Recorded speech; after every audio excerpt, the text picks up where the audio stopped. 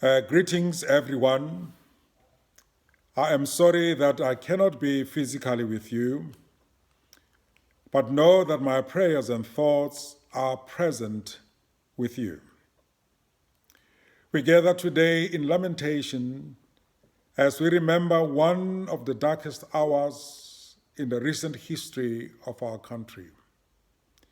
Many, I know, not everyone, but many of us share the same scriptures, and lamentation is always a cry of people in painful times, in times when injustice reigns and oppression seems overwhelming and answers are few. It is a raw cry of the heart. 8 years ago this week, the events that took place in Marikana, culminating at Wonderkop, left a deep scar on the psyche of our country and us, her people. It is an important event to remember and reflect on so that we might do all which is good or better in our efforts to build South Africa. The painful cry of the heart rang out to the heavens then, and indeed much of it still does. We gather too in a time of multiple lamentations, multiple as we reflect on the pain being felt all over the world and at home, as we face hour of darkness in the time of COVID-19, a disease we must all fight together if we are to bring it under control. But lamentations too, because this hour is marked by incredible levels of despicable corruption, gender-based violence, and racism. These pandemics are also destructive. They too must be resisted. These are vastly differing situations, but all create a space, an opportunity, and a powerful incentive to be better, to reconcile, and build a future grounded in the ideals of the common good. And so today we gather too in hope. All the biblical lamentations challenge us to resolve the crises, to keep alive the vision of something nobler, more just. Therefore, hope is part of our challenge today. We gather in hope that the mining industry, which I have journeyed with and has had a journey of introspection and transformation over the last 8 years here at Bishop's Court and at various places in our country, will continue to transform and benefit the lives of the many. We gather in hope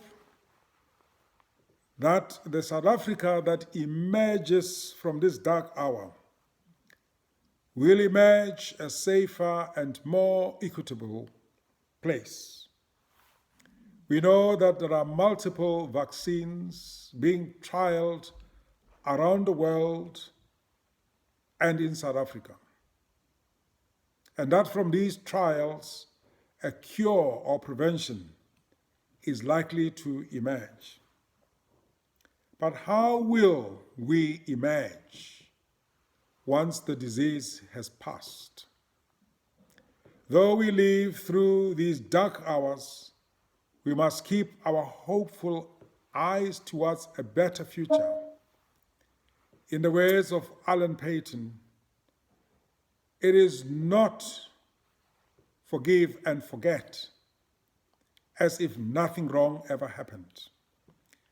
But forgive and go forward, building on the mistakes of the past and the energy generated by reconciliation to create a new future. I'm speaking to each of you today as a spiritual leader and a leader generally. As leaders, we need to always be looking to the future, to the next room. We always remain in a liminal space, moving ahead from the current reality to prepare for the next. The last 8 years have seen much change in this country, not all of it positive, but neither all of it negative.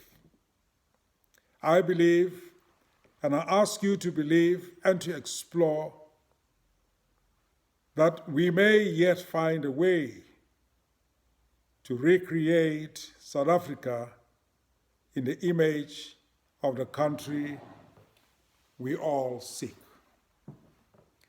As we contemplate life after COVID-19, we have a duty to perform, not to benefit a small minority, but for the common good of the many. The times ahead, the next year or so, are going to be difficult and at times dark hours. But we must do our best to maintain and share hope.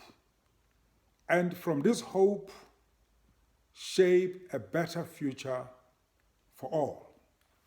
May God bless and guide you. May God bless our country at this critical time. And may God give you wisdom. And may God give wisdom to its leaders and give all of us peace. God loves you, and so do I.